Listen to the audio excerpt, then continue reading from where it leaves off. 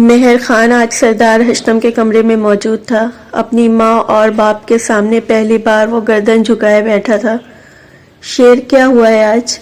سردار ہشتم نے اس کی جھکی گردن کو دیکھ کر کہا۔ مجھے کچھ بتانا ہے آپ کو، اس نے گلا کھنگارتے کہا۔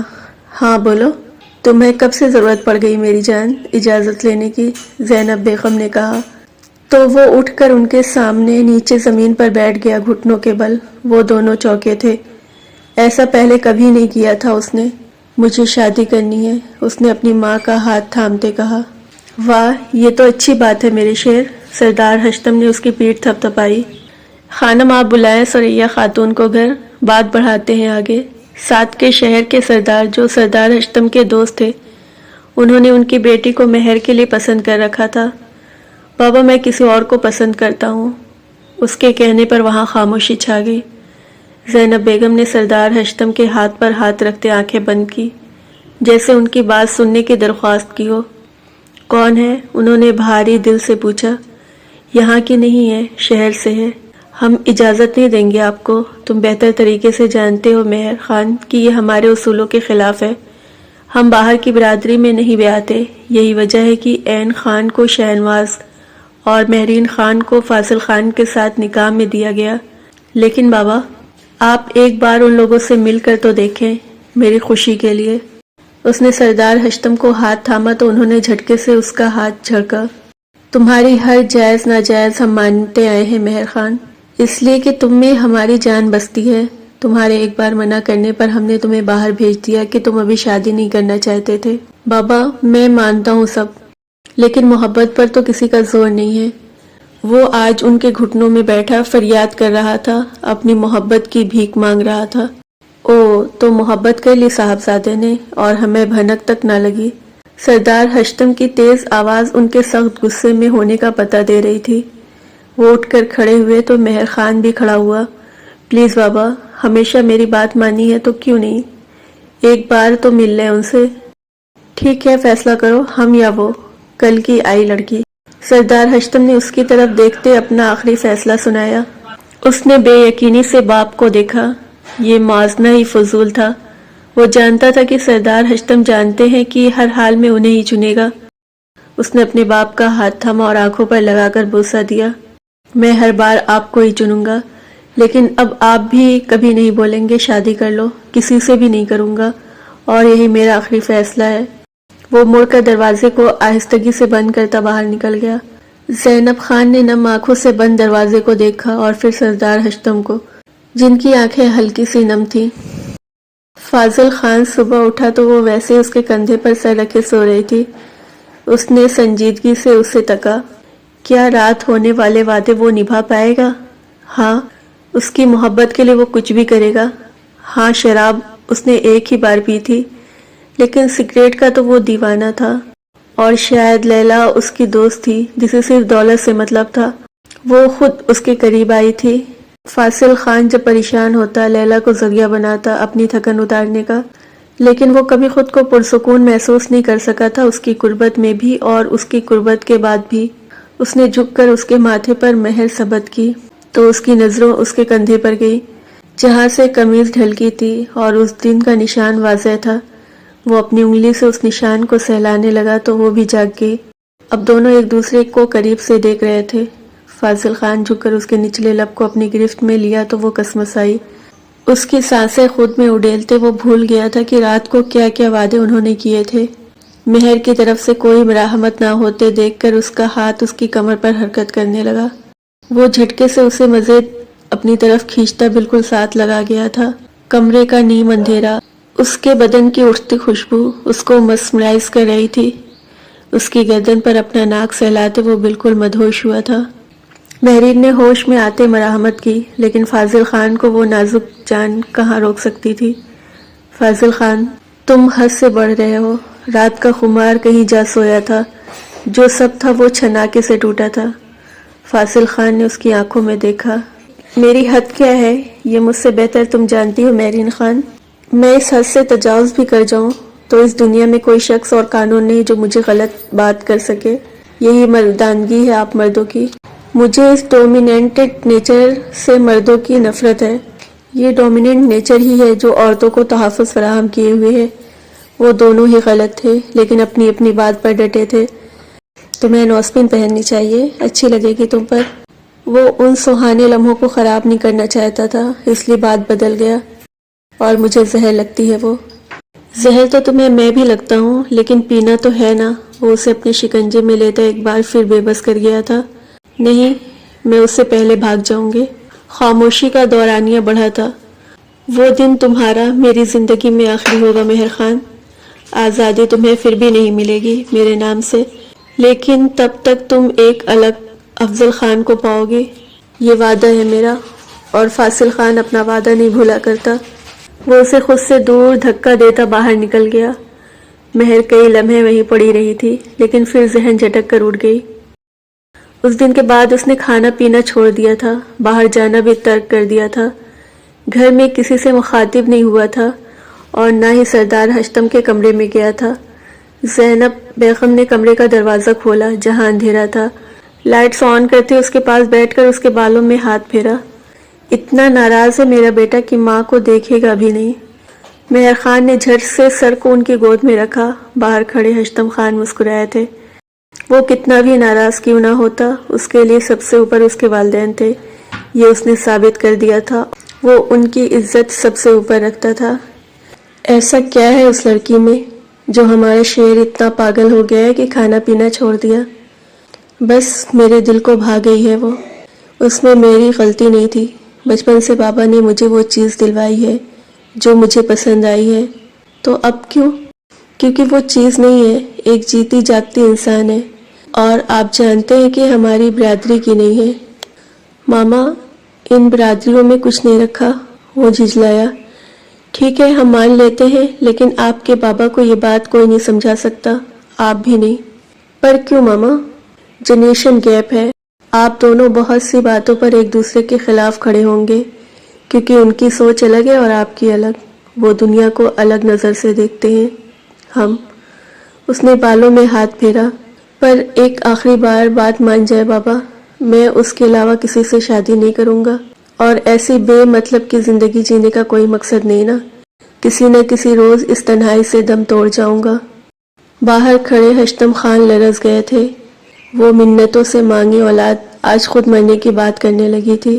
وہ اندر داخل ہوئے اور اس کے پاس جا کر بیٹھے۔ اس نے فوراً اٹھ کر اپنے بابا کو گلے لگایا تھا۔ ناراض ہے ہمارا شیر؟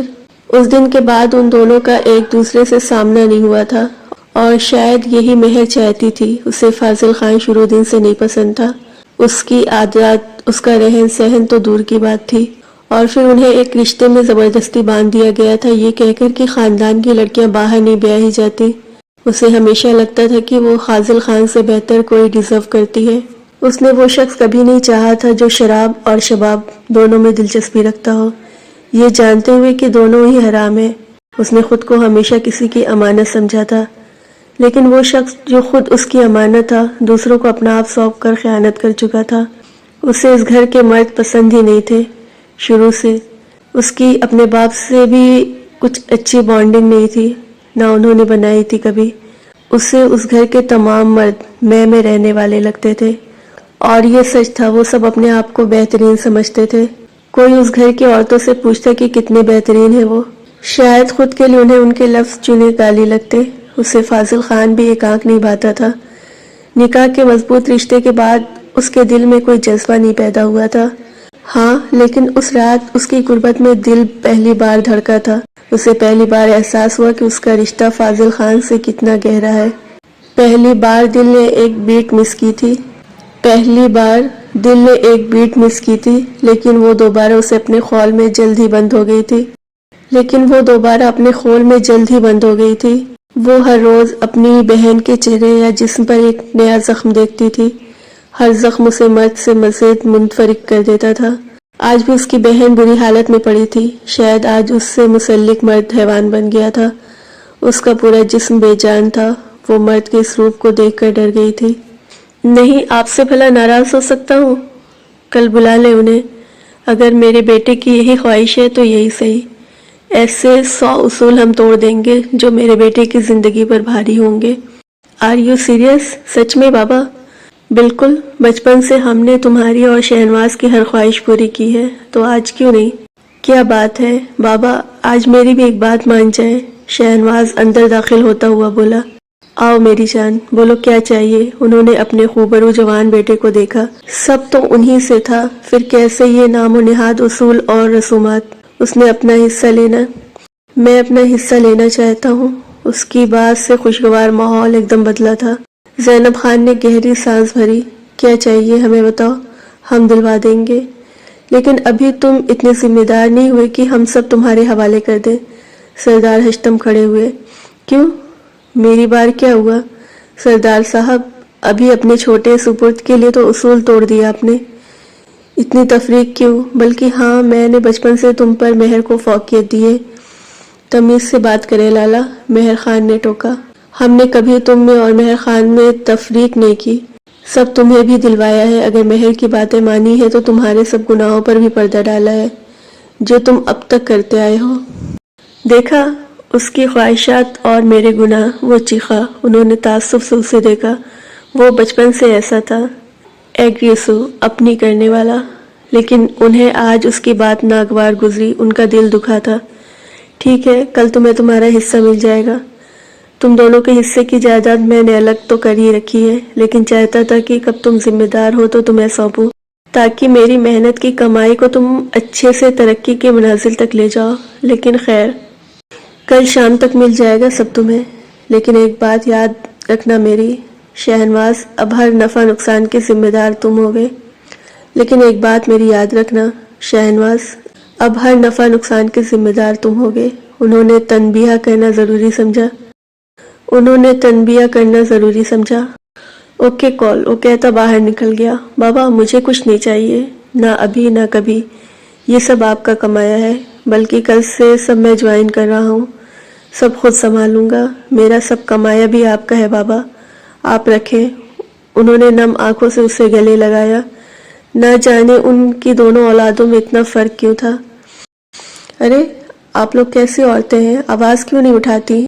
आपकी ही बहू बेटी जो आज इस अबतर हालत में पड़ी है.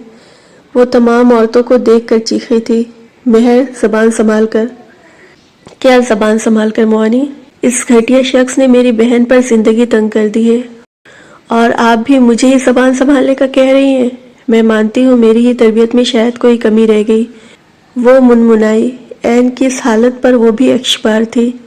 आप सिर्फ ये कहकर दामन नहीं छुड़ा सकती मोहानी. मेहर, बस करो. अब की उसकी माँ बोली. ये सब आपकी वजह से है मामा. आप कभी अपनी बेटियों के हक में आवाज़ नहीं उठा पाई. वो चीखी. तभी घर के मर्द आहिस्ता आहिस्ता अंदर आने लगे, जो बाहर किसी काम से गए थे. क्या मसला है, सरदार हश्तम ने कहा. मामू, मसला ये, आपका बड़ा सुपुर्द जिसने अपनी बीवी को मजाक बनाया हुआ है. वो आंसुओं समेत चीखी. आवाज़ आहिस्ता. हमारे घर में औरतों की आवाज़ हम ऊंची पसंद नहीं करेंगे. आवाज़ ऊंची पसंद नहीं करेंगे, लेकिन इतना तशद्दुद आप पसंद करेंगे. उसने अपने सामने लेटी ऐन की तरफ इशारा किया, जो जख्मों से चूर थी. मेहर, ताया जान कोई रास्ता निकाल लेते हैं, तुम अंदर जाओ. अब की फाजिल खान बोला. नहीं, आज नहीं, आज हिसाब होगा. उस शख्स को, उसने शहनवाज की तरफ इशारा किया, जो इस ड्रामे से बेजार खड़ा था. उसको हिसाब देना होगा. सरदार हश्तम ने शहनवाज की तरफ देखा, जो बेजार खड़ा था. क्या कहना चाहोगे बरखुरदार. ये मेरा और बीवी का मामला है. उसने एक ही जुमले में बात ख़त्म कर दी. देखा, यही है मर्दानगी, कि ये तो हमारा मामला है, कोई बोले ना. क्यों ना बोले. औरत भी अगर एक औरत के लिए नहीं बोल सकती तो लानत है फिर. तमाम औरतों के सर झुक गए. मेहर, हम मसला हल कर लेंगे, सब बड़े. सरदार हश्तम ने अब की आहिस्ता आवाज़ में कहा. शहनवाज उसे खूंखार नज़रों से घूर रहा था. नहीं ताया जान, जब बड़े गलत जा रहे हो तो छोटों को उनको रास्ता दिखा देना चाहिए. सरदार हश्तम ने सुर्ख आंखों से अपनी बीवी की तरफ देखा तो वो नजरें झुका गई. क्या कहेंगे अब आप शहनवाज साहब. तुम अपनी बकवास बंद करो मेहरीन खान. ये मेरा और तुम्हारी बहन का मसला है, हम खुद हल कर लेंगे. जबान संभाल कर शाह. अब की फाजिल खान भी बोला था. बाबा जान जी, मैं कुछ कहना चाहता हूँ. मेहर खान, जो तब से इन सब को सुन रहा था, अपने बाप को देखता बोला. बोलो मेरे शेर. بھائی غلطی آپ کی ہے، آپ کو عین سے معافی مانگ لینی چاہیے، مہر خان نے کہا تو سب نے دم سادھ لیا۔ شہنواز خان نے ایک نظر اسے دیکھا اور ایک جلتی نگاہ اپنے باپ پر ڈالی۔ فاضل خان نے ہاں میں سر ہلا کر اپنی رضامندی کا اظہار کیا۔ عورتیں حیران تھیں کیونکہ پہلی بار کسی مرد کو معافی مانگنے کی تجویز دی گئی تھی۔ جی بالکل، پہلی بار اس گھر میں صحیح فیصلہ لیا گیا ہے، اب کی مہر بولی۔ مہر خاموش ہو جاؤ، اب تمہاری آواز نہ آئے، فاضل خان کی گمبھیر آواز گونجی۔ آپ سب مجھے چپ کروانے کے بجائے اپنی حرکتوں پر دھیان دیں، اب کی مہر دردشی سے بولی تھی۔ فاضل خان تیش کے عالم میں اس کی طرف بڑھا۔ وہ جتنا اس سے آرام سے بات کر رہا تھا وہ اتنا ہی سر چڑھ رہی تھی۔ اس کا ہاتھ تھاما تھا فاضل خان نے کہ اتنے لوگوں میں اسے خود کی تذلیل برداشت نہیں ہوئی تھی۔ مہر نے جھٹکے سے اپنا ہاتھ اس کے ہاتھ سے نکلوایا۔ یاد رکھے میں عین خان نہیں ہوں جو دب جائے گی۔ معافی مانگو شہنواز، کیونکہ عورت کے اوپر ہاتھ اٹھانا ہمیں بھی منظور نہیں۔ سردار ہشتم نے انہیں اگنور کرتے شہنواز سے کہا۔ شہنواز نے جھٹکے سے سر اٹھایا، یہ ممکن نہیں، آپ ہمارا حکم ٹال نہیں سکتے، سردار ہشتم نے کہا۔ شہنواز نے ایک سلگتی نگاہ سامنے موجود اس لاغر وجود پر ڈالی۔ میں آگے سے ہاتھ نہیں اٹھاؤں گا، لیکن یہ بھی برداشت نہیں کروں گا کہ میرے کمرے کی باتیں کوئی ایسی بھری محفل میں اچھالے۔ فاضل خان لگامیں ڈالو اس پر۔ اور آخر میں مہر کو دیکھتا فاضل خان کو تنبیہ کرتا بولا، مجھے بہتر پتہ ہے شہنواز، اپنے کام سے کام رکھو۔ فاضل خان نے بات ختم کرتے کہا اور مہرین کو وہاں سے لے گیا۔ آہستہ آہستہ مجمع ہٹ گیا تھا۔ ہر بار ایک شرمندگی عین خان کی آنکھوں میں ہوتی تھی کہ سب اس کے زخموں کو دیکھ رہے ہیں، لیکن اب کی بار نہیں۔ اب کی بار اس نے ایک ایک زخم سب کو چیخ کر بتایا تھا۔ کیا میں انسان نہیں ہوں؟ کیا میرا حق نہیں ایک آزاد زندگی جینے کا جیسے یہاں کے مرد جی رہے ہیں؟ آج اس کے دل میں صرف ایک سوال آیا تھا۔ مہر کے ہنگامہ کرنے پر سب آ گئے تھے، وہ شخص بھی جو اس حالت کا ذمہ دار تھا۔ عین نے اسے دیکھتے نفرت سے رخ موڑ لیا۔ سب کے کہنے پر اس نے معافی مانگ لی تھی، لیکن عین خوفزدہ تھی اب اس سے، لیکن چہرے کو نارمل رکھا تھا۔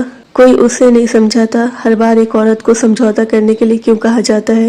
کیا وہ ایک مرد جو اس پر ظلم کرتا ہے اس کے ساتھ زبردستی رہنے کے لیے بنائی گئی ہے؟ اسے یہ سوال اندر ہی اندر مار دیے تھے۔ 2 دن اس نے اپنے گھر گزارے تھے، سب نے اس سے ہمدردی جتائی تھی، لیکن اسے اس ہمدردی کی ضرورت نہیں تھی، اسے چند لفظوں کی ضرورت تھی جو اس کے حق میں بولے جاتے۔ مہر چھوٹی تھی سب سے، کتنا بھی چلا لیتی، جب تک گھر کے بڑے نہ بولتے کیا فرق پڑتا تھا؟ اس کے ماں باپ اس کے لیے عشقبار تھے، لیکن انہوں نے اس سے نہیں پوچھا کہ وہ واپس جانا بھی چاہتی ہے اب کہ نہیں۔ والدین کو ہمیشہ ڈر رہتا ہے کہ ان کی بیٹی گھر نہ بیٹھ جائے، ڈر بجا ہے، لیکن کیا اس کے لیے آپ بیٹی کے مرنے کا انتظار کریں گے؟ جب اسے کوئی نہیں سمجھاتا تو وہ چپ ہو گئی تھی، ایک دم چپ۔ کل اسے واپس حویلی چھوڑ گئے تھے سب نارمل ہو گیا تھا ان سب کے مطابق، لیکن اس کے لیے نہیں۔ زخم منمل ہو گئے تھے، لیکن نشان اب بھی باقی تھے جو کب جانے تھے پتہ نہیں۔ اسے ایک طرف سے سکون تھا کہ آج کل شہنواز شہر گیا ہوا تھا، اس لیے وہ سکون کا سانس لے رہی تھی۔ اس کے دل میں اس شخص کا خوف پنجے گاڑ بیٹھا تھا، اپنی بڑی ہر طرف آہٹ اور دستخط پر اسے لگتا تھا وہ واپس آ گیا ہے۔ اس کے واپس آتے اس کی جان ایک بار پھر سولی چڑھی تھی، لیکن اس نے خود کو وقت کے ڈھارے پر چھوڑ دیا تھا۔ شہنواز نے اس میں تبدیلی محسوس کی تھی، لیکن فرق کہاں پڑتا تھا؟ وہ تو مگن تھا اپنی زندگی میں۔ وہ شہر اپنی زندگی جینے ہی تو جاتا تھا جہاں کسی کا ڈر خوف نہ تھا، کوئی پوچھنے والا نہ تھا، وہ وہی کرتا جو چاہتا تھا۔ ساری رات شباب اور شراب کے نشے میں گم رہتا تھا۔ ایک عیاشی اور سکون بھری زندگی یہی تھی اس کے نزدیک۔ وہیں کی ایک رقاصہ سے دل لگا بیٹھا تھا جو اس کے دن رات میں ہی گزر رہے تھے۔ اب معاملہ محبت کا نہیں تھا، بس اس کی قربت کا نشہ شہنواز کو سب بھلا دیتا تھا۔ یہی وجہ تھی کہ وہ زیادہ اس کے پاس پایا جاتا تھا۔ سردار ہشتم کے بار بار بلانے پر وہ واپس آیا تھا۔ کمرے میں داخل ہوتے اس شکل دیکھتے ہی اس کا من خراب ہوا۔ اٹھو، کھانا لاؤ۔ ہر وقت بستر توڑنے کی عادت لگا لی میرے پیچھے سے۔ وہ جو سو رہی تھی جھٹکے سے اس کے اٹھانے پر اٹھی۔ اب منہ اٹھا کر دیکھتی رہو گی، کھانا لاؤ۔ اب کی بار اس کی اونچی آواز سے عین ہوش میں آئی اور فوراً کھانا لینے چلی گئی۔ کھانا کھا کر اس کے برتن اٹھائے تو وہ اتنی خالی ذہن سے بیٹھی تھی کہ بھول گئی کہ کھانے کے بعد چائے لیتا تھا۔ میرے جانے کے بعد سب بھول گئی ہو، معلوم نہیں کہ چائے پیتا ہوں میں۔ اس نے قدم اس کی طرف بڑھاتے اسے صوفے سے ہار جانا تیور لیے کھڑے کیا۔ وہ ڈر گئی تھی کہ اگلے ہی لمحے اسے مار پڑے گی اس غلطی پر، لیکن جان خلاصی ہوتے ہی کچن میں بھاگ گئی۔ وہ رات بھی کئی راتوں کی طرح گزر گئی تھی۔ ایک چینج اس نے شہنواز میں نوٹ کیا تھا، اب اسے اس کی قربت نہیں چاہیے تھی۔ وہ ہر ہفتے اس کی ایک رات ضرور شہر میں گزرتی تھی۔ اب بھی وہ وہیں سے واپس آیا تھا اور جھومتے صوفے پر گر پڑا۔ این جو اس کے کھانے کا پوچھنے لگی تھی، اس کی سفید کرتے پر لپسٹک کے جا بجا نشان دیکھتے چونکی اور پھر طنزیہ مسکرائی۔ تو یہ وجہ تھی اس سے دوری کی۔ اس نے ایک ناگوار نظر اس پر ڈالی اور بنا اس سے کھانے کا پوچھے سو گئی۔ یہی غلطی اس سے بھاری پڑی تھی جب صبح کے 4 بجے اس پر شہنواز نے ٹھنڈا پانی پھینکا تھا۔ رات کیا گھوڑے بیچ کر سو گئی تھی؟ شرم و حیا ہے کہ بیچ کھائی ہے؟ وہ اس کے سر پر کھڑا پوچھ رہا تھا۔ این نے آنکھیں مسلتے اسے دیکھا اور پھر یاد آیا کہ رات اس نے اسے کھانا نہیں دیا تھا۔ شہنواز نے جھٹکے سے اس کے ساتھ لیٹتے اسے اپنے اوپر گھسیٹا۔ اوقات بھول گئی ہو لگتا ہے این خان اپنی، آج اچھے سے یاد کروا دیتا ہوں۔ این نے روتے نہ میں سر ہلایا، لیکن اس کی طاقت کے آگے وہ بہت بے بس تھی۔ اس کی ہر قربت کے بعد اسے خود سے وحشت ہوتی تھی، اس کے ہر لمس میں ایک نفرت ہوتی تھی این کے لیے۔ سردار ہشتم کو وہ لوگ زیادہ پسند تو نہیں آئے تھے، لیکن بیٹے کے خاطر چپ تھے۔ مہر خان کے تو پاؤں زمین پر ہی نہیں ٹک رہے تھے۔ وہ ابھی کچھ وقت مانگ رہے تھے، لیکن سردار ہشتم ابھی شادی کرنا چاہتے تھے۔ شہنواز اپنا سارا حصہ لے چکا تھا، وہ چاہتے تھے کہ مہر خان بھی نئی زندگی شروع کرے۔ کافی شش و بیچ کے بعد وہ مان گئے تھے۔ اگلے مہینے شادی کی تاریخ رکھی گئی تھی۔ عزت شاہ بھی واپس جا چکی تھی۔ وہ اپنی جیت کی سرشاری میں خوش تھی۔ آخر اس بار اس نے وہ پا لیا جو چاہا تھا۔ کیا تمہیں سچ میں پسند ہے وہ شخص عزا؟ اس کے باپ نے ٹوس کھاتے کہا۔ نو ڈیڈ، نو ریلی، محبت سب بکواس ہے۔ دنیا پیسے سے چلتی ہے، جو اس کے پاس مجھ سے زیادہ ہے۔ میں ایک آزاد اور خوش زندگی اس کے ساتھ گزار سکتی ہوں۔ اس کے یہ خیالات اگر خان حویلی میں کوئی سن لیتا تو شاید وہ اس گھر کا حصہ کبھی نہ بنتی۔ شادی کی تیاریاں مکمل ہوتے ہی فنکشن کا آغاز ہو گیا تھا۔ سارے فنکشن وہیں حویلی میں ہونے تھے۔ حویلی کی تمام عورتیں عزت شاہ کے ملنے کو بے قرار تھیں۔ آخر انہیں اس گھر کے سب سے خوبرو مرد نے چنا تھا۔